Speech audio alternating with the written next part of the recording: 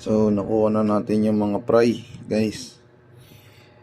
At ihahalo na natin dito sa naunang batch. Ito ay BKBM. So ihahalo natin itong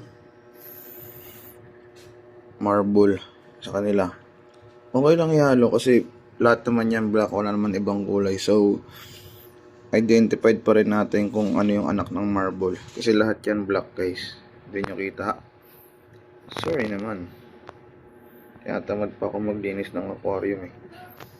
So ayan lang. Pakita ko lang sa inyo. Ihalo na natin. Tingnan natin kung makikita.